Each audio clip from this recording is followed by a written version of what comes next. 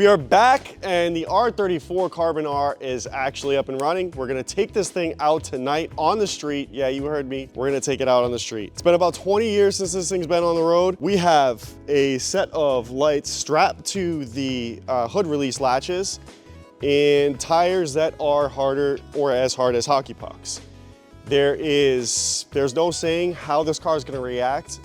Again, I do not know. It's mannerisms. People on the street, when they see something like this pulling out, they have a tendency to either tailgate, cut you off. It's a bit of a gambit. So without further ado, we are going to go through one last systems check on this thing. We've got cameras all over this car. So we've got a 360 camera here. We've got another GoPro inside. We have a 360 camera mounted above the rear wing here, and that's gonna kind of just take an overall view of the vehicle. I mean, if it breaks down, then we've got a recording of every single thing that went wrong. And yeah, we can kind of just refer to it as, hey, look at these idiots. It is 30 degrees outside. It is extremely cold. We have a busted window on the driver's side. It's not busted, it just doesn't move, and no power to the passenger window. I don't know why. This vehicle, again, is in process. Don't pick me apart on the small nuances. We got it running. It's been about a 48-hour stint straight to get this thing done. It is going to have kind of like a re-unveil at turn 14 coming up in the next 2 or 3 weeks. So check it out there. Shout out to the guys over at turn 14. This is a process video. Hopefully it runs and drives. I would love to at least back it off the truck or at least drive to turn 14. That would be totally epic. But again, we are asking for a lot from a vehicle that hasn't been out in probably 20 years. The tires are of age again. Gaskets, seals, we changed the spark plugs. We went through it.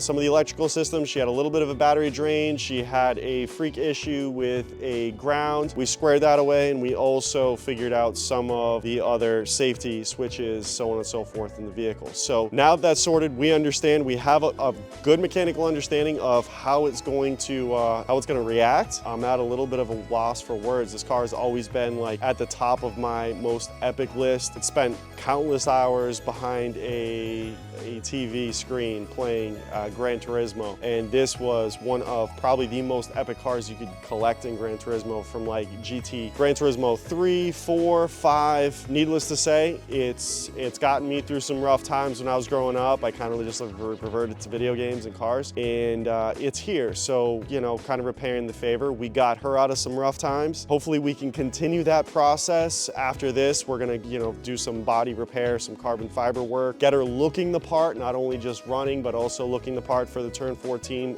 reveal. And yeah, like, you know, a piece of me feels indebted to this, and I'm sure the community sees that it's also well-deserved. I know I got like stone bodywork fingers, but like, this is depressing. And then what I can do is I can blend the edge or syringe it and inject like a clear resin to hold it and fill it, and then blend the panels like to the fender and the lower side. And there's like a process with this. I can't just totally replace these because I don't believe these decals, you can't replace that. R1 Titan, and it's in like a chrome silver foil. Powerhouse Amuse, the gas out ratio between the clear and the decals, just the age of them, it'll start to do like a transition, bubbling around the decal. The majority, like this whole top half of decals, has to be saved surgically.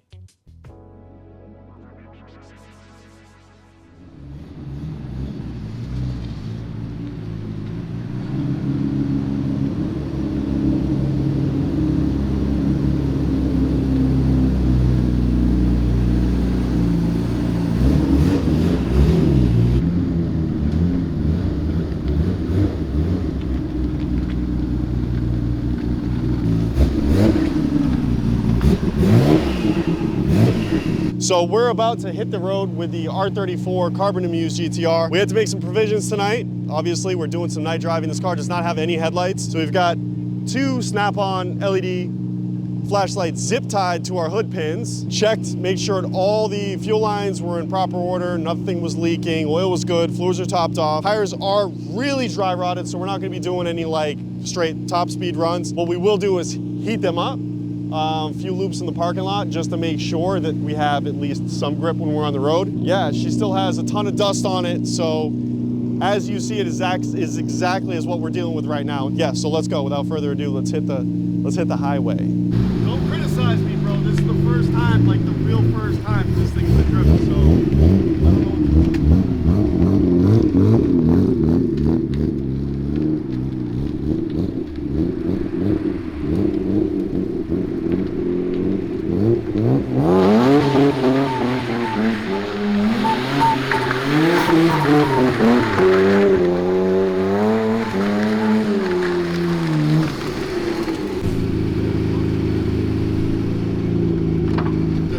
actually starting to grip. Like, I can smell them.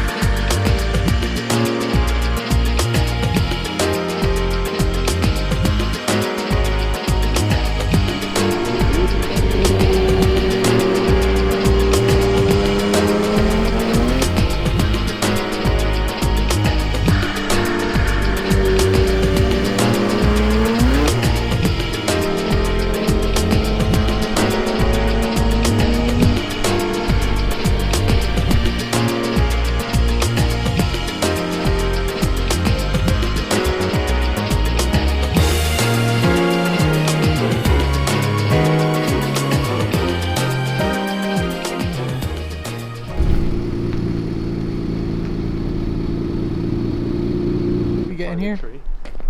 We're doing regular life shit. We're gonna get a fucking tree for the fucking car that's been on the road for 5 minutes in the last 20 years. Wow. They're way brighter than what I'm rocking with. I need these, dude.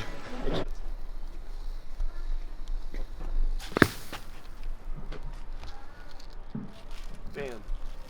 Just the last tree here, bro. Come on, girl.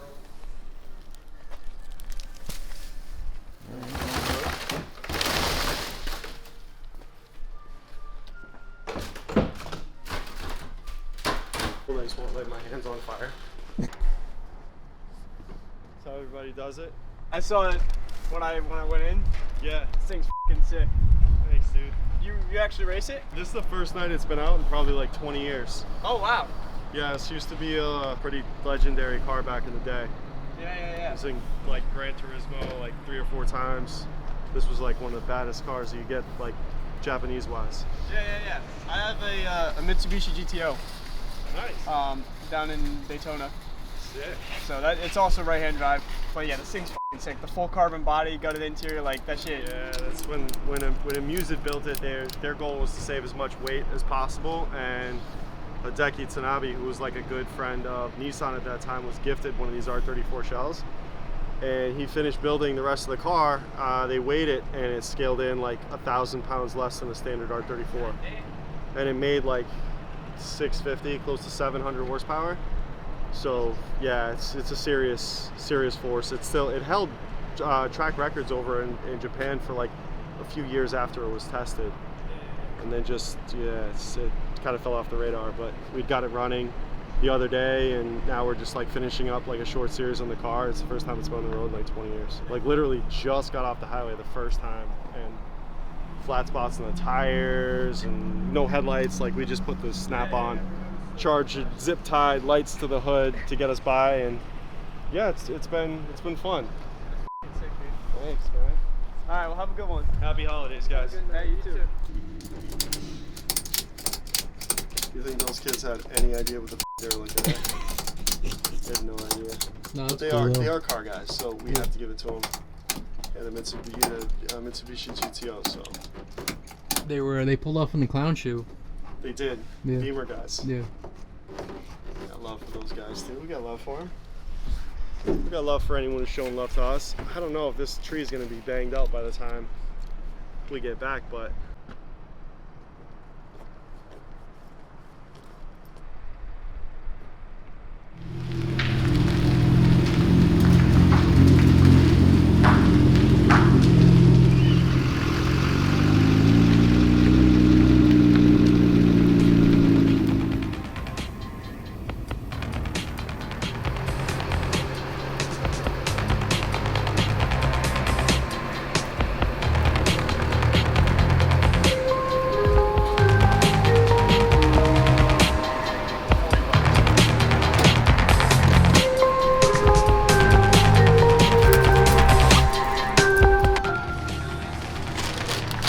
got your nuts. And I'm like gently drive the strawberry skin on drive.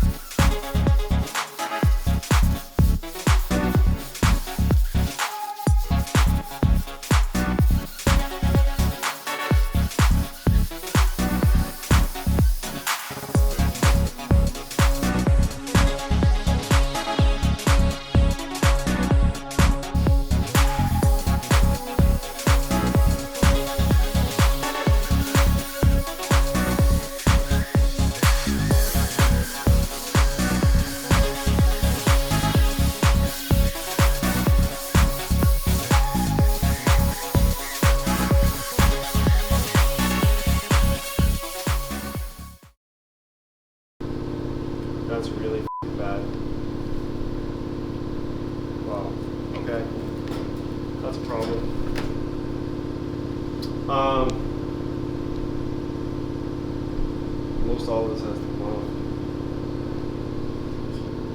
There's like there are little air pockets like deep in this, like seeing it under this light, you can see like there are clusters of air pockets, and this mold originally was a dry carbon.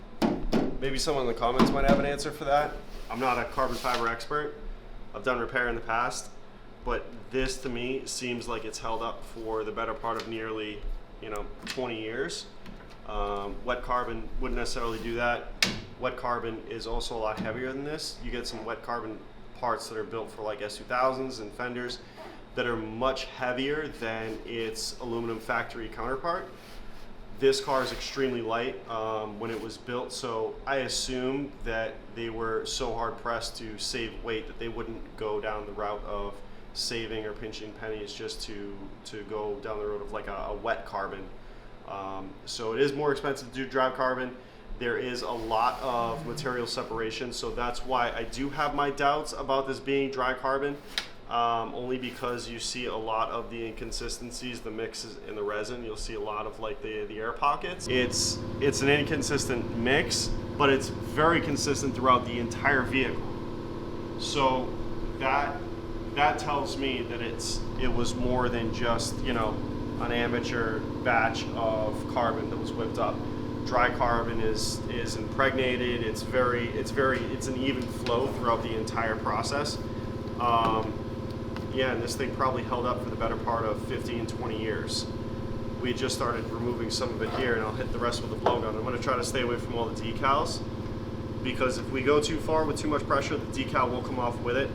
I've got no problem on repairing the carbon fiber, but I'm worried about actually the replication of some of these decals, because it's like a brushed silver.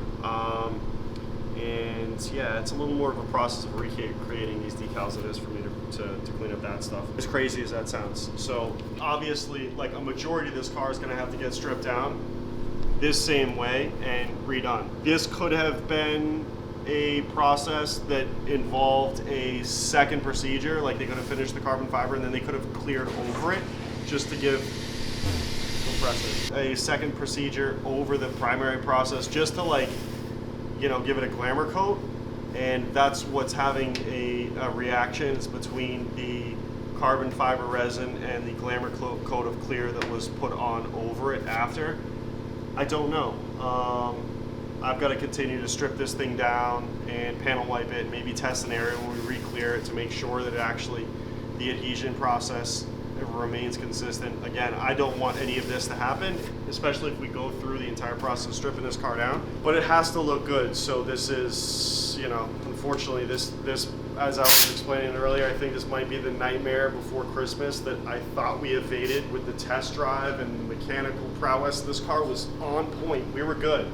We were making good time. And yeah, this is the nightmare before Christmas. We've got to strip this entire car down. Those that are wondering, like, the amount of air pressure coming out of this, it's making no contact with the carbon. So if any of you watching this, it's like nails on chalkboard, rest assured that the amount of pressure that's coming out of here, you couldn't touch the panel if you want to. I never had in a million years thought this would be on the top 3. This is horrible. This is a lot of work. The car has like a yellow tinge to it, but looking at it direct, like head on, it has like that silver back tone to it, where all of the air pockets are starting to just like come to the surface. But it's consistent, like every single square inch. This is so much damn work, dude.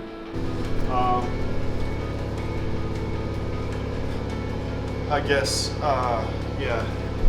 No, this is bad.